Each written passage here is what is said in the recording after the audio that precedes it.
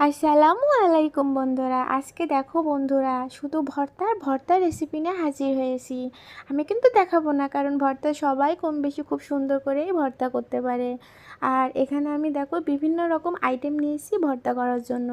বেগুন আছে, আলু আছে, টমেটো আছে, কাঁঠালের আটি আছে, রসুন আছে, কালো জিরা আছে, গাজর আছে, তারপরে পেঁপে আছে, বিভিন্ন রকম আইটেম নিয়েছি আজকে দুপুরের ভর্তার জন্য। মাশাল্লাহ।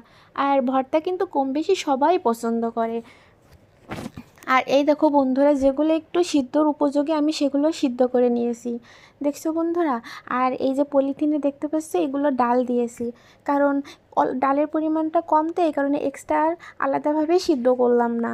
এই কারণে পলিথিনের ভিতরে ডালটা দিয়ে সিদ্ধ করে নিলাম। ভালো বুদ্ধি না বন্ধুরা? আপনারাও কিন্তু এইভাবে ট্রাই করবেন, যখন ডাল কম থাকবে কিংবা ডালের ভর্তা খেতে মানে ইচ্ছা হবে, তখন এইভাবে তাড়াতাড়ি করে ভর্তা করে নেবেন। দেখো বন্ধুরা, ডালটা আমার একদমই ভর্তার উপযোগী হয়ে গেছে। ডালটা ভর্তা করতে কিন্তু একদমই পাটায় বাটা লাগবে না, হাত দিয়েই ভর্তা করা যাবে। মাশাল্লাহ। তারপর দেখো বন্ধুরা, আমার সুন্দরী বেগুন কি করে আহারে আগুনে পুড়ছে, দেখছো বন্ধুরা। আর বেগুনের সাইজটা কিন্তু একটু ছোট নিয়েছি, কারণ আমরা মাত্র অল্প মানুষ আজকেরে। আর বেগুনটা আস্তে আস্তে চুলায় জাল দিয়ে পোড়াই নিচ্ছি। গ্রাম অঞ্চলে হলে এটা আমরা চুলার ভিতরে দিয়ে পোড়াতাম, আর আমি আবার বেগুন পুড়িয়ে ভর্তা করলে বেশি পছন্দ করি, সেটা থেকে অনেক ঘ্রাণ বের হয়। আর এদিকে দেখো টমেটো, রসুন, কাঁচামরিচটা একটু হালকা তেলে টেলে নিলাম। আর এই যে শুকনো মরিচ ভেজে নিলাম। আর শুকনো মরিচ ছাড়া তো ভর্তা অসম্ভব, একদমই অসম্পূর্ণ। কিছু কিছু ভর্তায় কাঁচামরিচ লাগে, সেগুলো কাঁচামরিচগুলো আমি আলাদা করে কুচি করে নিয়েছি। মাশাল্লাহ।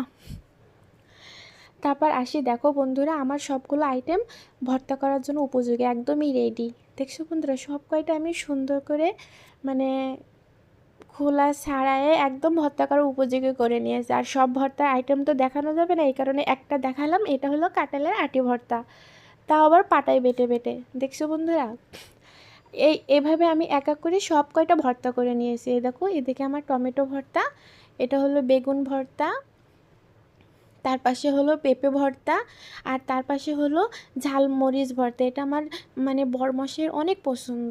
তারপরে দেখো ইলিশ মাছের ডিমের ভর্তা, আর এটা হলো আলু ভর্তা আর কালো জিরা ভর্তা। কালো জিরা আব্বু খুবই পছন্দ করে, আর কালো জিরা কিন্তু খুবই উপকারী, এটা হলো মৃত্যুবাদে সকল রোগের ঔষধ। তারপরে এখানে আছে কাঁঠাল আটি ভর্তা, গাজর ভর্তা, রসুন ভর্তা, ডিম ভর্তা। আজকে শুধু ভর্তা আর ভর্তা। সবাই আমাদের জন্য দোয়া করবেন।